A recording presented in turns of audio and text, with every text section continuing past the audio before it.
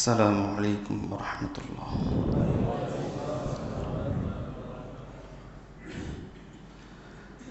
رب لك الحمد كما ينبغي لك لجلال وجهك وعظيم سلطانك. اللهم صل وسلم على محمد وعلى آله وأصحابه وبارك. আম্মা বা'দ। সমস্ত প্রশংসা আল্লাহ তাআলার জন্য। আল্লাহ তাআলা আমাদেরকে পবিত্র জুমার নামাজ আদায় করার লক্ষ্যে আল্লাহর ঘর মসজিদে আসার তৌফিক দান করেছেন, আলহামদুলিল্লাহ।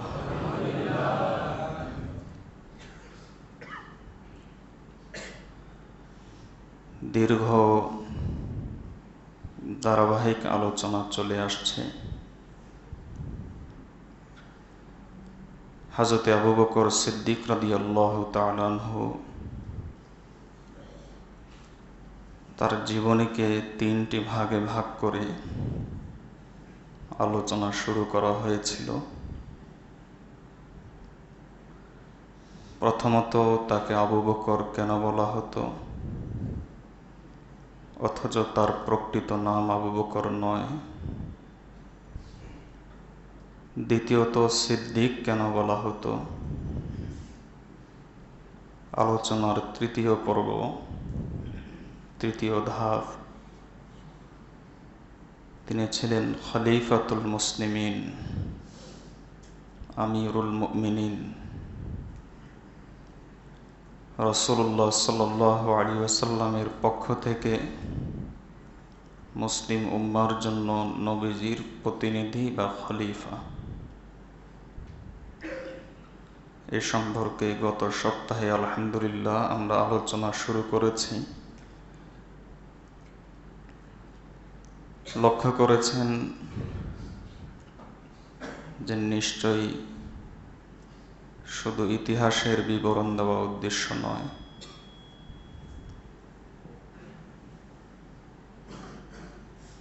খেলাফত প্রাপ্তি হযরত আবু বকর সিদ্দিক রাদিয়াল্লাহু তাআলা আনহু কিভাবে তিনি এই খেলাফত লাভ করেছেন, তার খেলাফত প্রাপ্তি কিভাবে হয়, আমরা গত সপ্তাহে গত জুমাতে এই আলোচনাটুকু শুনেছি। সেখানে লক্ষ্য করেছি যে আবু বকর সিদ্দিক রাদিয়াল্লাহু তাআলা আনহুকে খলিফা বানানোর ক্ষেত্রে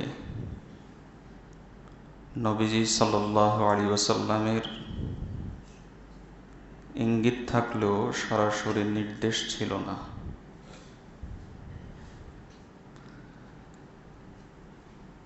কোথাও কোথাও তিনি নিজের মনের ইচ্ছা ব্যক্ত করেছেন, যেমন হযরত আয়েশা রাদিয়াল্লাহু তাআলা আনহার কাছে একবার তিনি ব্যক্ত করেছিলেন। কিন্তু মুসলিম উম্মার প্রতি, গোটা মুসলিম জাতির প্রতি নির্দেশনামা লিখে অথবা বলে তিনি যাননি। হযরত আবু বকর সিদ্দিক রাদিয়াল্লাহু তাআলা আনহু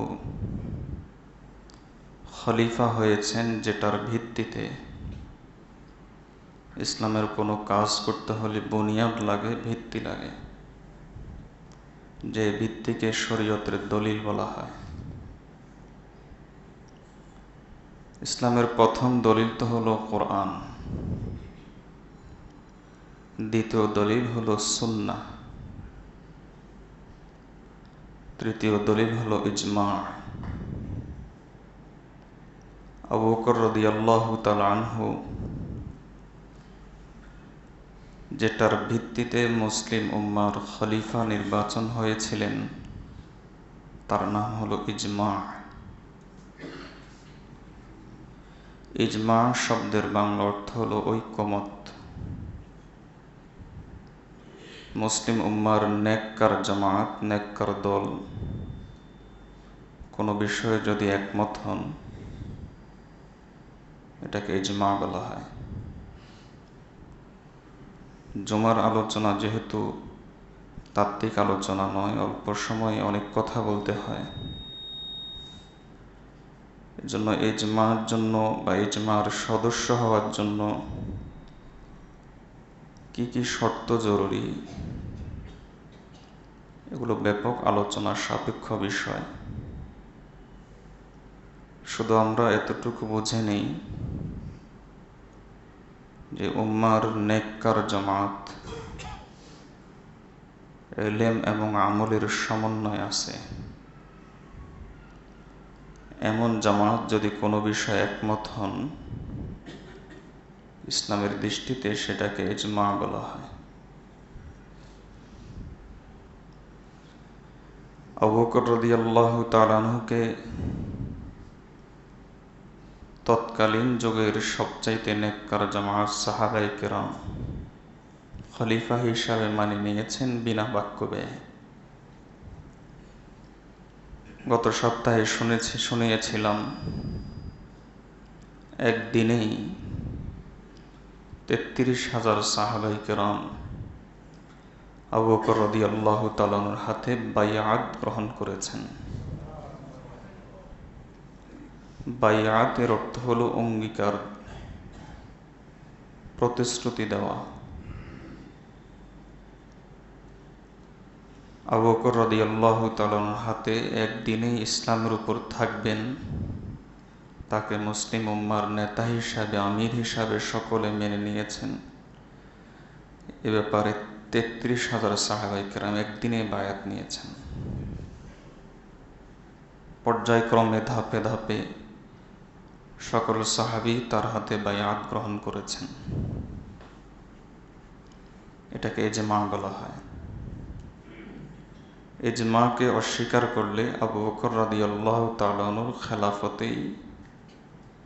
খেলাফতেরই ভিত্তি থাকে না।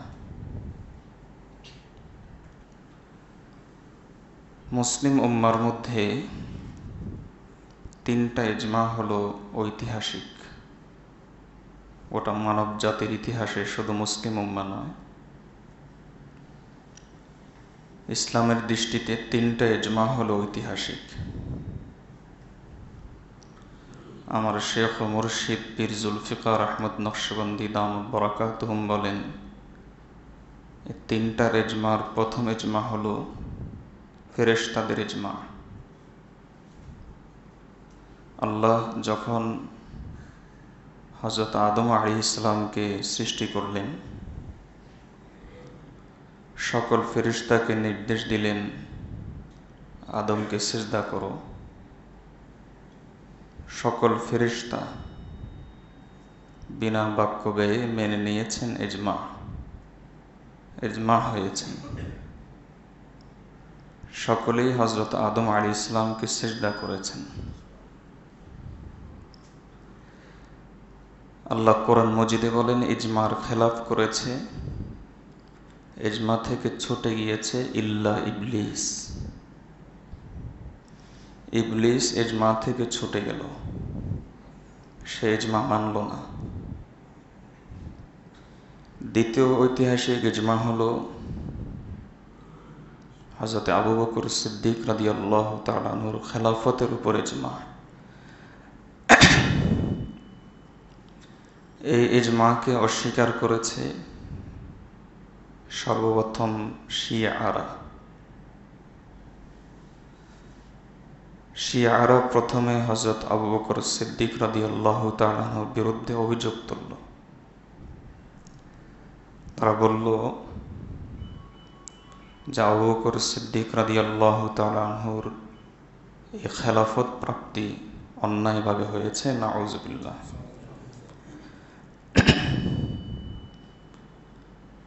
এজন্য মুসলিম উম্মার আহলুস সুন্নাহ ওয়াল জামাত, হকপন্থী দলকে আহলুস সুন্নাহ ওয়াল জামাত বলা হয়।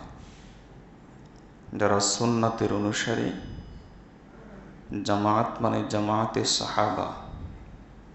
সাহাবায়ে কেরামের জামাতের অনুসারী।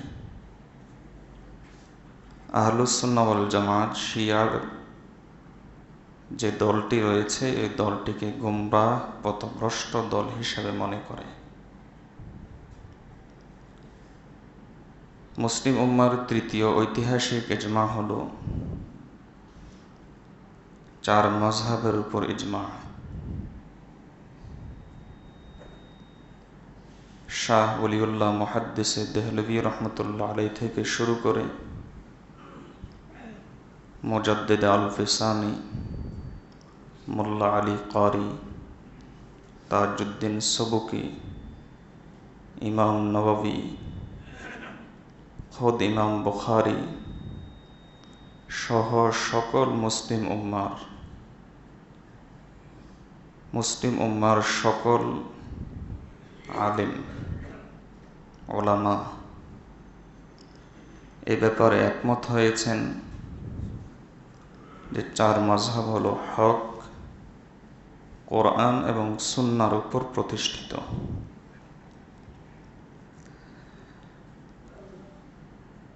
এই 4 মাযহাবের বাইরে নতুন কথা বলা, নতুন স্লোগান তোলা, এটা হলো উম্মার ইজমার বিরোধিতা।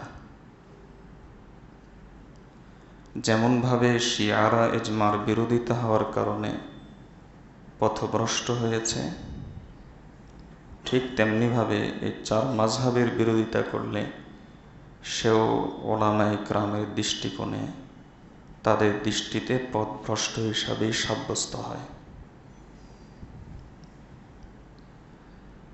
এ বিষয়ে এই কথাটা বলার প্রয়োজন এজন্য পড়েছে, বর্তমানে এটা একটা নতুন রোগ। এই রোগটা এখন বিশেষত জেনারেল শিক্ষিতদের মাঝে একটু বেশি। সেই রোগটা হলো নিজে নিজে কোরআন এবং হাদিস পড়ে উম্মার ফকিহগণকে, মুজতাহিদ ইমামগণকে, মাযহাবকে উপেক্ষা করে নিজের মন মতো আমল করার চেষ্টা করা।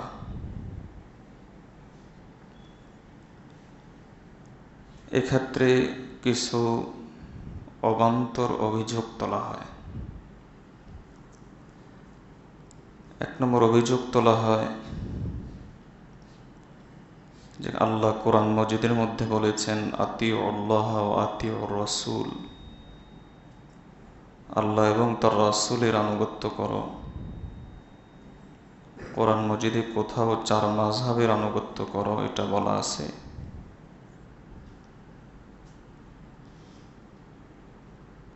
এই কথাটাকে আরেকটু বাড়িয়ে নিয়ে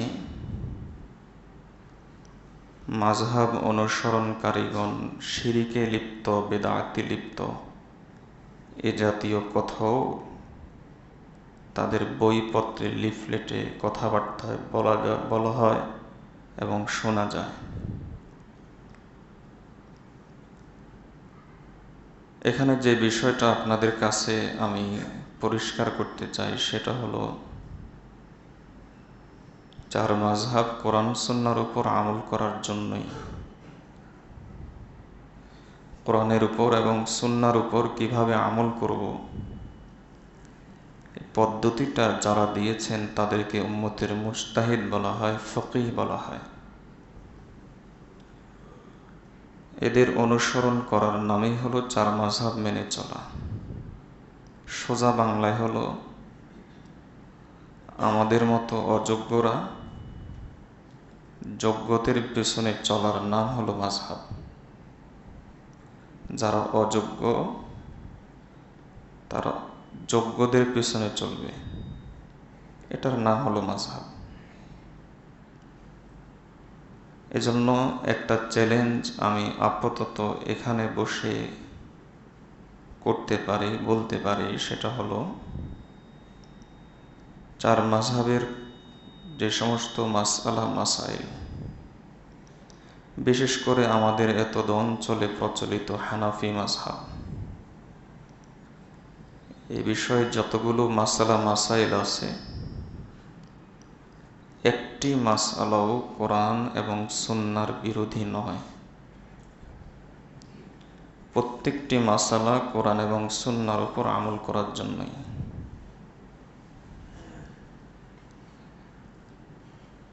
অতি সংক্ষেপে মাযহাব কেন? কোনো কোনো বিষয়ে কোরআনে সুস্পষ্ট দিক নির্দেশনা রয়েছে, এটার জন্য ইমামগণকে মানার দরকার হয় না। কিছু কিছু বিষয়ে হাদিসেও সুস্পষ্ট দিক নির্দেশনা রয়েছে, এটার জন্য ইমামগণকে মানার দরকার হয় না। কিছু কিছু বিষয় এমন রয়েছে যে এক্ষেত্রে একাধিক হাদিস, বাহ্যিক দৃষ্টিতে এক হাদিস আর এক হাদিসের সাথে বিরোধপূর্ণ, বাহ্যিক দৃষ্টিতে। যেমন কিছু দৃষ্টান্ত দেই, যেমন আমিন জোরে বলবেন না আস্তে বলবেন, দুই ধরনের হাদিসই আছে। জোরে বলার হাদিসও আছে, আস্তে বলার হাদিসও আছে। বাহ্যিক দৃষ্টিতে বিরোধপূর্ণ। হাত কোথায় বাঁধবেন, একাধিক হাদিস আছে, বাহ্যিক দৃষ্টিতে বিরোধপূর্ণ। এ জাতীয় ক্ষেত্রে নবীজি সাল্লাল্লাহু আলাইহি ওয়াসাল্লামের সুন্নাহ কি? সুন্নাহ এবং হাদিসের মধ্যে পার্থক্য হলো, খুব গভীরভাবে খেয়াল করবেন, কারণ এই বিষয়টা বলার দরকার এজন্য পড়েছে, কারণ মাযহাব ছেড়ে দিলে একজন মানুষ ধীরে ধীরে ইসলামের ব্যাপারেই সন্দিহান হয়ে ওঠে। মাযহাব ত্যাগের শেষ পরিণাম হলো ইসলাম ত্যাগ। নাস্তিকতার প্রথম বীজ হলো মাযহাব ত্যাগ করা। ঈমান নষ্ট হওয়ার প্রথম বীজ হলো মাযহাব ত্যাগ করা। তার অন্তরের মধ্যে ওয়াসওয়াসা নামক একটা কীট ঢুকে যায়, সন্দেহ নামক একটা কীট ঢুকে যায়। ধীরে ধীরে সে আস্তে আস্তে ইসলামের অন্যান্য বিষয়ে সন্দেহ করা শুরু করে দেয়। কারণ একজন ব্যক্তির কাছে যখন তার চোখের সামনে উম্মতের বড় বড় স্কলার, ফকি, মুহাদ্দিস, ইমাম আবু হানিফা, হাকিমুল উম্মত আশরাফ আলী থানভী সর্বশেষ,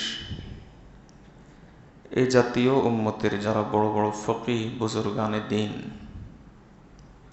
তারাই যখন সন্দেহপূর্ণ হয়ে ওঠে, যারা ঠিক বলেন না, তখন ধীরে ধীরে এটা বড় হতে হতে তখন ইসলামটাই তার কাছে সন্দেহপূর্ণ হয়ে ওঠে। হাদিস যে নবীজি বলেছেন তার প্রমাণ কি, এ জাতীয় প্রশ্ন চলে আসে। কোরআন যে আল্লাহর কথা তার প্রমাণ কি, এ জাতীয় প্রশ্ন চলে আসে। এই প্রশ্নগুলো কোনো ব্যক্তির অন্তরে তৈরি হলেই তো ঈমান শেষ, ঈমান গেট আউট। এমনও শুনেছি কবরস্থান জিয়ারত করে এসেছেন, এসে বললেন যে আমি এগুলো বিশ্বাস করি না, কবরে যে মানুষ সোয়াল জবাব হবে, আখেরাত আছে, তাহলে নামাজ পড়েন কেন, আপনি জিয়ারত করতে গেলেন কেন? সবাই যায় তাই গিয়েছে। এ জাতীয় কথাও সমাজে শোনা যায়। এগুলোর প্রথম বীজ হলো মাযহাব ত্যাগ করা। এজন্য মূল সমস্যার গোড়া যদি ধরতে পারেন তাহলে সমস্যাটা আর বড় হয় না। আল্লাহ আমাদেরকে বিষয়গুলো বুঝার তৌফিক দান করুন। তো সুন্নাহ এবং হাদিস কাকে বলে? দুইটা শব্দ, একটা হলো আহলুস সুন্নাহ আর একটা হলো আহলুল হাদিস। বাহ্যিক দৃষ্টিতে স্লোগান খুব সুন্দর, আহলুল হাদিস, হাদিসের অনুসরণ করো। এর চাইতো আরো চমৎকার স্লোগান মুসলিম উম্মার মধ্যে আরেকটা ছিল, সেটা হলো আহলুল কোরআন, কোরআনের অনুসরণ করো। আহলুল কোরআনের সার কথা ছিল কোরআন মানি, হাদিস মানি না। আর আহলে হাদিসের সার কথা হলো কোরআন হাদিস মানি, হাদিসের উপর মুজতাহিদগণ যে গবেষণা করেছেন তা মানি না, মানে ফিকহ মানি না। আমি 2-4-5টা অনুবাদ পড়ব, আমি গবেষণা শুরু করব। এটা হলো আহলুল হাদিসের সার কথা। আহলুল কোরআন যেমনভাবে চরম একটা বিভ্রান্ত দল ছিল, আহলুল হাদিসও চরম একটি বিভ্রান্ত দল। একটা আশার দিক আছে। আশার দিক হলো কোনো ব্যক্তির অনুসন্ধান যদি বাকি থাকে, অনুসন্ধান, ইলম তলবের পিপাসা যদি বাকি থাকে, তাহলে ওই ব্যক্তি আহলে হাদিস হোক আর আহলে বেদাত হোক, যেটাই হোক না কেন, এই তলবের কারণে একটা পর্যায়ে এসে সে আহলুস সুন্নাহর অন্তর্ভুক্ত হয়ে যায়। আর এই তলবটা যদি বাকি না থাকে, লেকচার শোনা,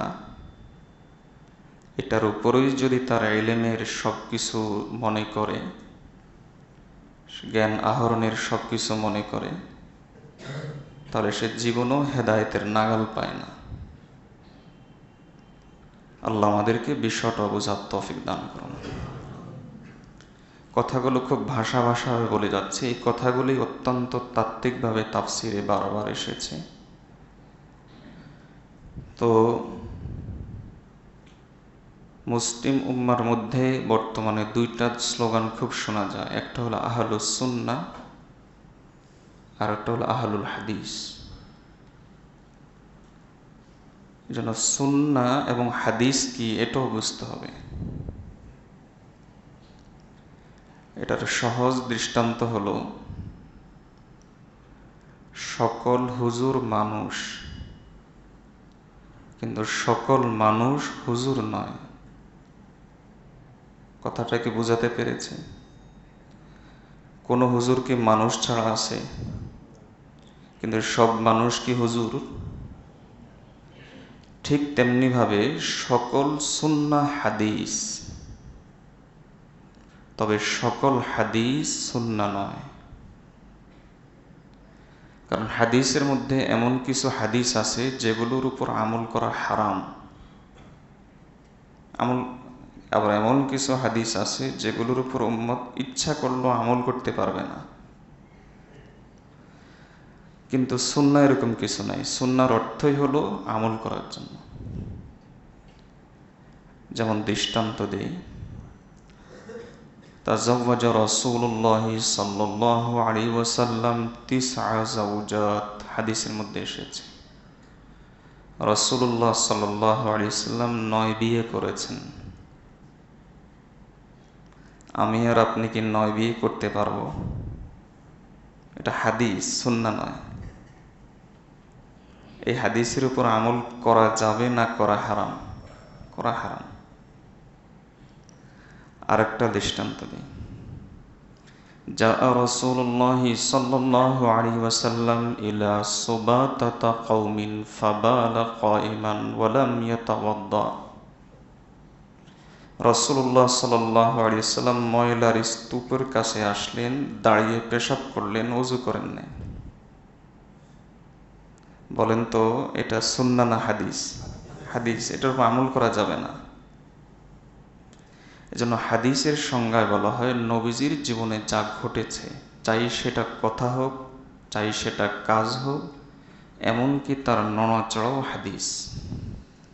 আর সুন্নাহর সংজ্ঞায় বলা হয় আত-তারিকাতুল মাসলুকাতু মিনাল কুরআনি ওয়াল আহাদিস, কোরআন এবং হাদিসের ভান্ডার থেকে খুঁজে নিয়ে উম্মতের জন্য যে সমস্তগুলো আমলযোগ্য সেগুলোকে বলা হয় সুন্নাহ। এজন্য হাদিসের ব্যাপারে রাসূলুল্লাহ সাল্লাল্লাহু আলাইহি ওয়াসাল্লাম যত জায়গায় বলেছেন, সব জায়গায় বলেছেন পড়ো, পড়াও, মুখস্থ করো, আমল করো এক জায়গাও বলেন নাই। শুধু বুখারী মুসলিম না, হাদিসের যত কিতাব আছে, একটা জয়ীফ হাদিসও, দুর্বল হাদিসও, দুর্বল তো পরের কথা, যেগুলো হাদিস নয়, বানোয়াট। এরকম একটা জাল হাদিসও কেউ পেশ করতে পারবে না যে রাসূল সাল্লাল্লাহু আলাইহি ওয়াসাল্লাম বলেছেন যে হাদিসের উপর আমল করো। সহিহ হাদিস তো নাই, জয়ীফ হাদিস তো নাই, এমনকি বানোয়াট যেগুলো হাদিসও নয়, এরকম কেউ হাদিস বানায়ও নাই যে হাদিসের উপর আমল করো। কিন্তু সুন্নাহর উপর আমল করো, এ ব্যাপারে হাদিসের মধ্যে একাধিক জায়গাতে এসেছে। যেমন দৃষ্টান্ত দিই, কথাগুলো খুব মনোযোগ দিয়ে শুনতে হবে, না হয় বুঝবেন না। যেমন দৃষ্টান্ত দিই, বিদায় হজের ভাষণে নবীজি সাল্লাল্লাহু আলাইহি ওয়াসাল্লাম কি বলেছেন হাদিসের প্রায় কিতাবে এসেছে। সেখানের একটা অংশ, তারাকতু ফীকুম আমরাইন লান তাদিল্লু মা তামাসসাকতুম বিহিমা কিতাবাল্লাহি ওয়া সুন্নাত রাসূলিহ। আমি তোমাদের মাঝে দুটি জিনিস রেখে গেলাম, যতদিন এই দুটা জিনিস আঁকড়ে ধরবে, মানে আমল করবে, গোমরা হবে না। একটা হলো আল্লাহর কিতাব, আরটা হলো নবীজির সুন্নাহ, হাদিস নয়। কারণ হাদিস ধরলে গোমরা হইতে পারে। যেমন হাদিসের 9 বিয়ের কথা আছে, 9 বিয়ে করলে গোমরা হবে। রাসূল সাল্লাল্লাহু আলাইহি ওয়াসাল্লাম জুতা পায়ে দিয়ে নামাজ পড়েছেন, হাদিসে এসেছে। 2 রাকাত নামাজের মাঝখানে নবীজি কথা বলেছেন, হাদিসে এসেছে। এগুলো হাদিস, এগুলো সুন্নাহ না। আর যেগুলো সুন্নাহ সেগুলোর উম্মতের জন্য আমলযোগ্য। জুতা পায়ে দিয়ে সাধারণ অবস্থায় নামাজ পড়া আদবের খেলাফ, মাকরু। নাপাকি থাকলে তো পড়াই যাবে না। দাঁড়িয়ে পেশাব করা মাকরু। এগুলো হলো সুন্নাহ। একজন মুসলমান অনেক শর্ত সাপেক্ষে, ক্ষেত্র বিশেষ, বিশেষ প্রয়োজনে সর্বোচ্চ 4 বিয়ে করতে পারবে, এটা সুন্নাহ, হাদিস না। হাদিসও সুন্নাহ, হাদিসও, কিন্তু সকল হাদিস সুন্নাহ নয়, সকল সুন্নাহ হাদিস। দেখেন রাসূল সাল্লাল্লাহু আলাইহি ওয়াসাল্লাম আরেক জায়গাতে বলেন, তামাসসাকু বিসুন্নতি ওয়া সুন্নাতিল খুলাফাইর রাশিদিন আল মাহদিয়িন। তোমরা আমার সুন্নাহর উপর আমল করো, হাদিসের উপর নয়। মানে আহলুস সুন্নাহ, আহলুল হাদিস নয়। আহলুল হাদিস তো পড়ে পড়েই হবে, পড়ে অথবা পড়িয়ে, শিক্ষা গ্রহণ করে অথবা শিক্ষা দিয়ে আহলুল হাদিস হবে। এটা উম্মতের সকলে পারবে না, যারা মুহাদ্দিস শ্রেণী তারা হবে। আর সাধারণ মুসলমান আহলে হাদিস হতেই পারবে না, এটা সম্ভবই না, দরজাই নেই। কোনো জিনিস না হয়েও যদি দাবি করে, তার নাম হলো ভণ্ডামি।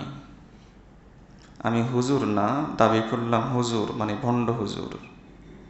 আমি পীর না, দাবি করলাম পীর, মানে ভণ্ড পীর। ঠিক তেমনিভাবে কোনো মুসলমান হাদিস পড়ায় না, হাদিসের যে সমস্ত তাত্ত্বিক আলোচনা আছে সেগুলো বুঝে না, অনুবাদ পড়লো, লেকচার শুনলো, আহলুল হাদিস হয়ে গেল, এটা এক প্রকার ভণ্ডামি। আল্লাহ আমাদেরকে বিষয়টি বোঝার তৌফিক দান করুন, আহলুস সুন্নাহ হওয়ার তৌফিক দান করুন। উম্মতের মধ্যে আরেকটা ফিতনা হয়েছে, আহলুস সুন্নাহর নাম নিয়ে বেদাত করা। অথচ বেদাত করলে আহলুস সুন্নাহ হয় না, সুন্নাহ হলো সুন্নাহর অনুসরণ করা। যেমন কিয়াম করা, মিলাদ পড়া, এরা নিজেদেরকে আহলুস সুন্নাহ বলে। এই জন্য 2টা বিষয় মনে রাখতে হবে। একটা হলো আহলুস সুন্নাহ দাবির নাম নয়, আমলের নাম। ব্যানারে লিখলেই আহলুস সুন্নাহ হয়ে যায় না। মাজারে সিজদা করেও আহলুস সুন্নাহ হয় না। মাজারে যে সিজদা করে সে তো মুশরিক। যে বেদাত করে, মিলাদ পড়ে, কিয়াম করে, 40 উদযাপন করে, আর যত রসমি দাওয়াত আছে এগুলোর সাথে জড়িত, সে হলো বেদাত, আহলে বেদাত। তো আহলুস সুন্নাহ নয়। আহলুস সুন্নাহ হলো সুন্নাহর উপর আমল করে তারপর আহলুস সুন্নাহ হতে হয়। আল্লাহ আমাদেরকে সুন্নাহর উপর আমল করার তৌফিক দান করুন, বেদাত বর্জন করার তৌফিক দান করুন, প্রকৃত আহলুল হাদিসদেরকে সম্মান করার তৌফিক দান করুন, ভণ্ড আহলিদ হাদিসদের পথ বর্জন করার তৌফিক দান করুন। এই হলো আহলুল হাদিস এবং আহলুস সুন্নাহর মধ্যে পার্থক্য।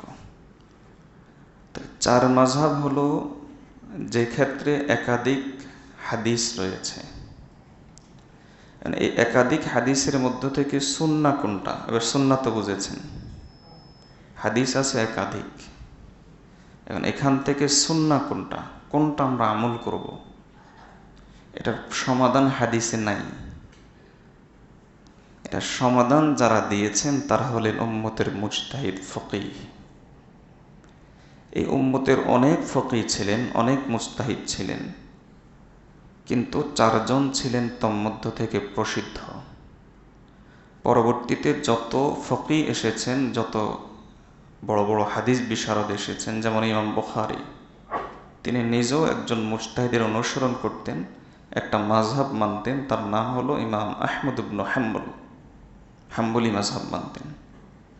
এভাবে এরপরে উম্মতের 1200 বছর 1300 বছরের ইতিহাসে যত লোক এসেছে, যত আলেম ওলামা ফকিহ মুজতাহিদ ফকিহ, সকলেই এই চার মাযহাবের অনুসরণ করেছেন।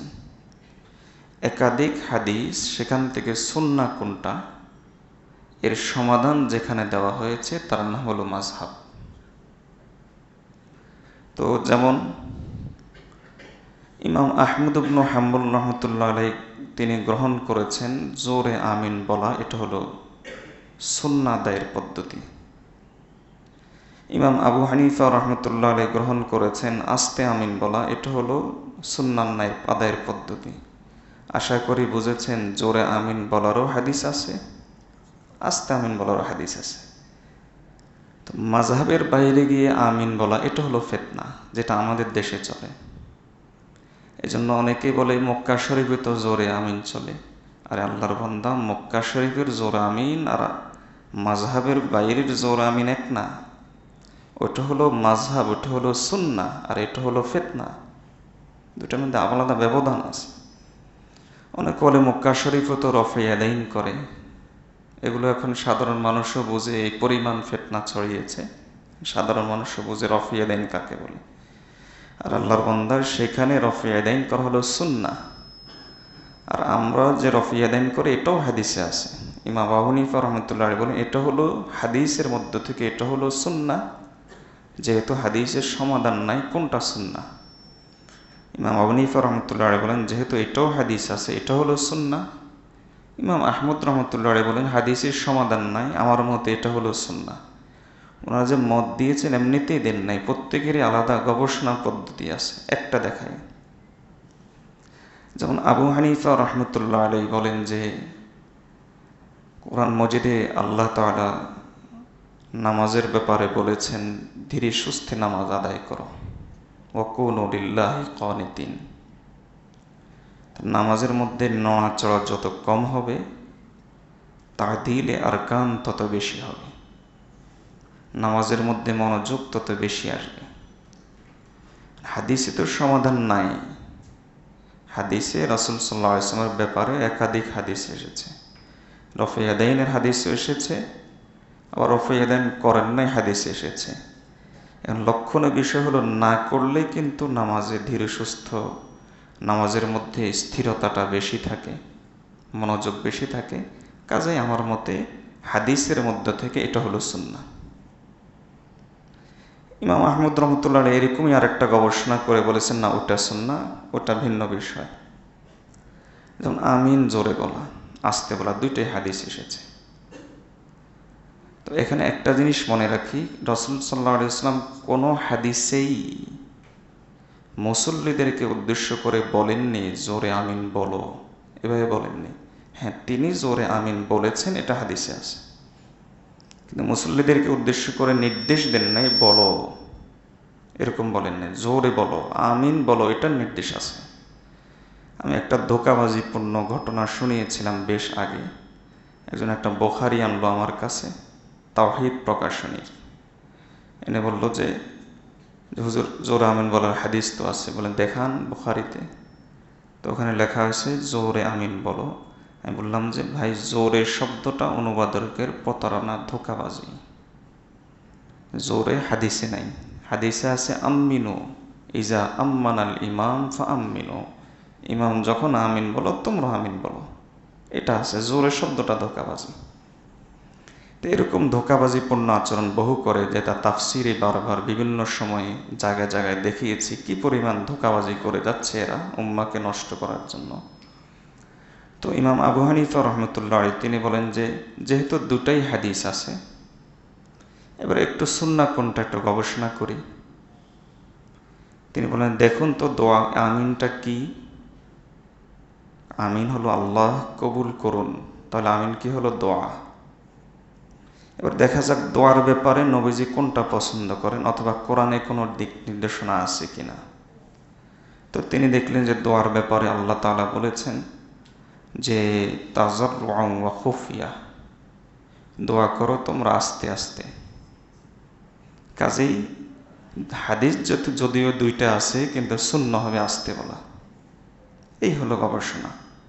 কিন্তু ইমাম আহমদ রহমতুল্লাহ আরেকটা গবেষণা ধরে বলেছেন যে না, আমিন জোরে বলো।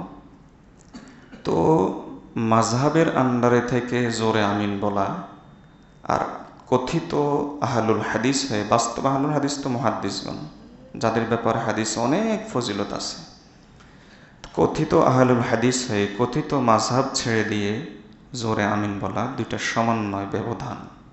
একটা হলো সুন্নাহ হাদিসের উপর আমল করার একটা পদ্ধতি, আর আরেকটা হলো ফিতনা। এজন্য দেখবেন যে এই মাযহাবের ইতিহাস তো 2-4-5 বছরের না, 1000 বছরেরও বেশি।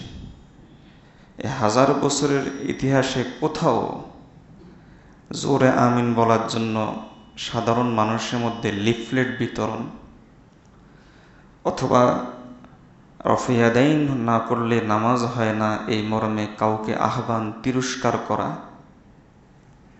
ইতিহাসে নাই। কিন্তু যেদিন থেকে এই ফিতনাটা শুরু হলো, মাযহাব ছেড়ে দেওয়ার ফিতনা, কথিত আহলুল হাদিস হওয়ার ফিতনা, সেদিন থেকে এই বিষয়গুলো নিয়ে সাধারণ মানুষের মধ্যে মারামারি পর্যায় পর্যন্ত পৌঁছে যাচ্ছে ক্ষেত্রবিশেষ, কোথাও কোথাও। আর আমি সাধারণত অভিজ্ঞতার আলোকে কয়েকটা কথা বলি। একটা হলো এরা বেনামাজিকে দাওয়াত দেয় না, নামাজিকে বলে তোমার নামাজ হয় না। নম্বর 2 হলো লিফলেট বিতরণ এ পর্যন্তই সীমাবদ্ধ থাকে, হক্কানি ওলামায়ে কেরামের জন্য সাথে বসার জন্য রাজি হয় না। নম্বর 3 হলো এই কিট যার মধ্যে ঢুকে যায়, ওলামায়ে কেরামের প্রতি এক প্রকার বিদ্বেষ তার মাঝে চলে আসে। নম্বর 4 হলো যতই চেষ্টা করবেন তাকে আলেম ওলামার কাছে আনতে পারবেন না। যদি অনুসন্ধান থাকে তাহলে আসবে, আর যদি অনুসন্ধান না থাকে তাহলে তাকে আনতে পারবেন না। নম্বর 5 হলো পিছনে পিছনে গীবত করার এদের অভ্যাস বেশি। গীবত করবে, কিন্তু যার গীবত করবে তার কাছে এসে কথাটা সরাসরি বলবে না। নম্বর 5 হলো উম্মতের নেককার শ্রেণীকে এরা মুশরিক বলবে, যেমন হাকিমুল উম্মত, আশরাফ আলী থানভী, এ জাতীয় লোকগুলো যারা উম্মতের নেককার শ্রেণী হিসাবে স্বীকৃত, এদের দোষ বের করবে, দোষ বের করে এদেরকে মুশরিক বলে বলে বেড়াবে। নম্বর 7 হলো এরা কিছু লেকচারের উপর নির্ভর করবে, এর বিপরীত কথা শুনতেও চাইবে না, পড়তেও চাইবে না, মানতেও চাইবে না। নম্বর 8 হলো এদের কাছে সহি শব্দ বেশি শুনবেন। একবার 2টা যুবক আমার কাছে আসলো, বলল যে হাদিসটা সহি কিনা। তাই তার বুক পকেটে কলম দেখলাম, আচ্ছা ভাই একটু কলমটা দাও, বয়সে ছোট, স্কুলের ছেলে হবে, বলে কলমটা দাও। হুজুর কি জন্য? আমাকে দাও না একটু। তো দিল, তখন আমি হাত দাও। তো কি জন্য? আমাকে দাও না। তো দিল, তখন আমি লিখলাম আরবিতে সহিহ। বললাম পড়ো। হুজুর আমি আরবি পড়ি নাকি? আশ্চর্য ব্যাপার, সহিহ হলো এমন এক তাত্ত্বিক কথা যেমন প্রত্যেক শাস্ত্রের অনেক পরিভাষা থাকে যেগুলো অনেক উঁচু মানের, সাধারণ মানুষ বোঝে না। তো এটা হলো এমন তাত্ত্বিক কথা যে মুহাদ্দিসগণ পর্যন্ত হিমশিম খান এই কথাটা বের করতে। আর তুমি আরবি পড়ো নাই, তুমি সহি সহি বলো, এ হলো এদের সহির অবস্থা। আরেকটা বৈশিষ্ট্য হলো এরা কোরআন সহি করার প্রতি এদের কোনো গুরুত্ব নাই। সহি হাদিসের তালাশ করবে কিন্তু কোরআন গলত পড়বে। যেমন এদের যারা লেকচার শুনে, আব্দুর রাজ্জাক বিন ইউসুফ, মতিউর রহমান মাদানী, মুজাফফর বিন আমজাদ, এই জাতীয় গুটি কয়েক, হাতে গোনা 8-10 জন। আর হক্কানি উলামা ইকরামের জামাত হাতে গুনতে পারবেন না, কারণ গুনে শেষ করতে পারবেন না। তো এই গুটি কয়েকের একটারও কোরআন তেলাওয়াত সহি না, এদের পিছনে নামাজ হবে না। কারণ তেলাওয়াত সহি হলে, নামাজ সহি শুদ্ধ হইতে হলে তেলাওয়াত সহি লাগবে। এরা সহি সহি বেশি বলবে কিন্তু সহির ধারে কাছেও নাই। আরেকটা হলো এরা হাদিস অস্বীকার করবে, নিজের বিপরীত আসলেই বলবে যে না এটা মানি না, অথচ হয়তো 2-4-5টা হাদিসের অনুবাদ জানে, কিন্তু বিপরীত হাদিস শুনছে আর মানবে না। আরেকটা বৈশিষ্ট্য হলো এরা সাধারণত কম বুঝে যারা তাদের কাছে যাবে, বেশি বুঝে যারা তাদের কাছে আসবে না। এজন্য বিশেষ করে তরুণ যারা আছেন এবং যুবক যারা আছেন, অন্যান্য যারা আছেন, তাদেরকে এই ফিতনা সম্পর্কে আজকেই সতর্ক করছি। আর এভাবে বিস্তারিত কোনোদিন হয়তো বলবো না, যেহেতু প্রসঙ্গ আসবে না, বলা হয়তো হবেও না। এবং এ ব্যাপারে যদি যেই কোনো প্রশ্ন থাকে সরাসরি নির্দ্বিধায় আলোচনা করবেন, কোনো দ্বিধাদ্বন্দ্ব ছাড়াই। এবং কেন এরকম কথা বললাম এ বিষয়ে সরাসরি আমাকে জিজ্ঞেস করতে পারেন, আলোচনা করতে পারেন। এবং যাদের ব্যাপারে বলেছি তাদের কোরআন তেলাওয়াত সহি নাই, যদি সম্ভব হয় আমার কথাটা তাদের কাছে শোনাবেন, তাদেরকে বলবেন। আর যদি সম্ভব হয় অত্যন্ত বিনয়ের সাথে বলি যে তাদেরকে বলবেন যে তাদের সাথে বসার জন্য প্রস্তুত আমি ব্যক্তিগতভাবেও আছি, আমাদের ওলামা ইকরামও আছেন। তবু দোহাই লাগে, হাতে পায়ে ধরে বলি, উম্মত এমনিতেই নাস্তিকতার সমস্যা আছে, শিরিকের সমস্যা আছে, ইমানি দুর্বলতার সমস্যা আছে, বেনামাজির সমস্যা আছে, নামাজ মানুষ পড়তে চায় না, নামাজে আসতে চায় না। উম্মতের সমস্যার শেষ নাই। এই উম্মতের সমস্যা সংকুলেই উম্মার মাঝে নতুন করে আরেকটা ফিতনা তৈরি না করি, নতুন করে আরেকটা ফিতনা না ছড়াই, হাতে পায়ে ধরে কথাটা বললাম। কোনো কথা যদি বুঝে না আসে এবং কোথাও যদি আপনি কোনো বিষয়ে, কোনো হাদিস সম্পর্কে জানতে চান, বুঝতে চান, সরাসরি চলে আসবেন, ইনশাআল্লাহ বোঝানোর জন্য, জবাব দেওয়ার জন্য প্রস্তুত আছি। আল্লাহর কাছে একটা দোয়া করবেন যে আল্লাহ, অনেক সময় মানুষ, এটা আমার শাইখের দোয়া, খুব চমৎকার দোয়া, হে আল্লাহ, অনেক সময় মানুষ হক বুঝে তবে বিভিন্ন দরজায় ঠোকর খাওয়ার পর, এখানে ওখানে ওখানে এখানে ঠোকর খাওয়ার পর হক বুঝে, তখন হয়ে যায় অনেক পানি গড়িয়ে যায়, নিজেও অনেক দিন ভ্রষ্টতার উপর থাকে, নিজের কারণে অনেকে পথভ্রষ্ট হয়। তে পানি অনেক সময় অনেক গড়িয়ে যায়। যেন আল্লাহর কাছে দোয়া করবেন, হে আল্লাহ, বিভিন্ন জায়গায় ঠোকর খাওয়ার আগেই প্রথমবারেই হক শুনে হক বোঝার তৌফিক দান করুন, হক গ্রহণ করার তৌফিক দান করুন। উম্মতের মাঝে যত সব ফিতনা চলছে, সব ফিতনা থেকে বেঁচে থাকার তৌফিক দান করুন। আর আজকের আলোচনার আরেকটা বিষয়বস্তু ছিল, এমনিতেই কয়েক মিনিট বেশি নিয়ে ফেলছি, আরেকটা বিষয়বস্তু ছিল, ওদিকে যেতে পারলাম না। ওইটা হলো বায়াত সম্পর্কে। ইনশাআল্লাহ এই সম্পর্কেও কিছু ভ্রান্তি আমাদের সমাজে আছে। এটা নিয়ে এক শ্রেণীর লোক ব্যবসা করে, আরেক শ্রেণীর লোক অস্বীকার করে। এটার সুযোগে এক শ্রেণীর লোক দরবার সাজিয়ে বসে, আর আরেক শ্রেণীর লোক এটাকে অস্বীকার করে আল্লাহ ওয়ালাদের সাথে বেয়াদবি করে। এটা দুইটা থেকেই বাঁচার জন্য এই সম্পর্ক উম্মাকে বোঝানো, বলা একটা জরুরি বিষয়। ইনশাআল্লাহ আগামী সপ্তাহে আলোচনা করব, আল্লাহ যদি তৌফিক দান করেন। যারা সুন্নত পড়ে না, সুন্নত পড়ে।